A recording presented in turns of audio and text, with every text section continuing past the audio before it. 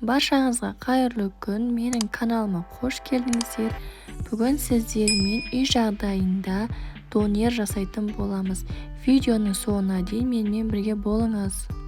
Ең алдымен тауық етін аламыз. Тауық етінің осындай сыртқы қабығын алып тастаймыз. Бізге ол қажет емес, тек қана еті қажет болады. Осылай сыртын алып тастағаннан кейін осылай кесіп аламыз. Тауық етімізді маринадтаймыз. Ол үшін бізге айран қажет. Айранды құямыз. Қанша мөлшер екенін видеоның астына салып кететін боламын. Одан кейін тауыққа арналған бульонды қосамыз.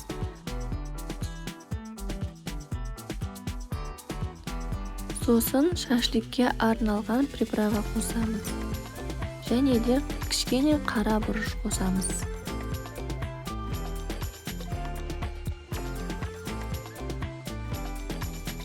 Одан кейін паприка қосамыз.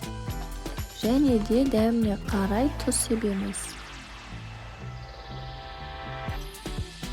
Салып болғаннан кейін 5 тісше чесногымызды езіп қосамыз.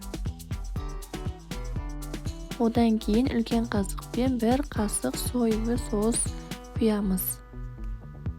Барлығын салып болғаннан кейін маринадымызды барлық етімізге жағып шығамыз. Осылай. Одан кейін маринадты сіңгенше қойып қоямыз. Маринадталып болғаннан кейін қызып тұрған пешімізде 180 градуста пісіріп аламыз. Пісіріп алғаннан кейін етімізді ғана аламыз. Сүйегін барлығын алып тастаймыз. Осылай алып етімізді майдалап турап шығамыз.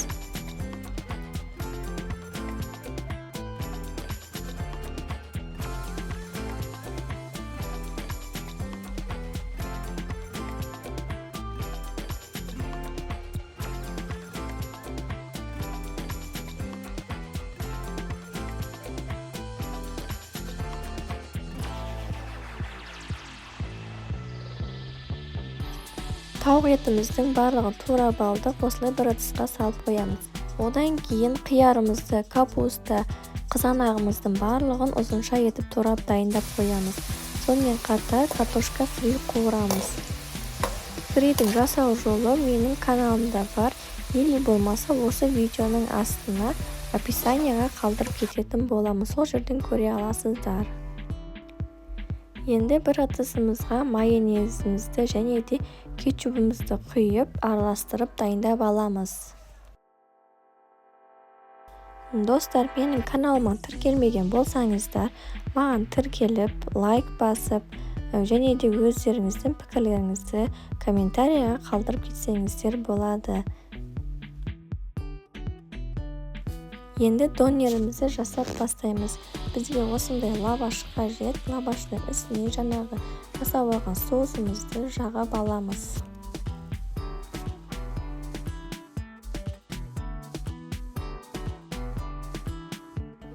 Осылай жағып алдық. Одан кейін үстіне кезек-кезек тауық етімізді, сонымен қатар капуста, қияр, қызанақ, картофель фриіміздің барлығын үстіне рет-ретіне қойып шығамыз.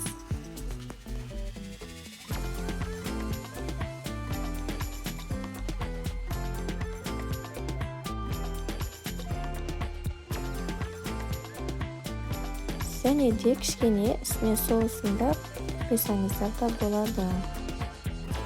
Одан кейін лавашымызды осылай екі шетінен қайырып, осылай мен сияқты қайталап жеп аласыздар. Тағы да бір рет көрсетіп шығайын. Лавашымызды алып, үстінен соусымызды жағып аламыз.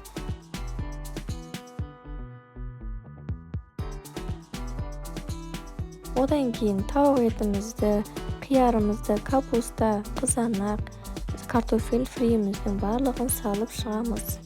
Салып шыққаннан кейін лавашымыздың екі шетінен бүктеп ораймыз.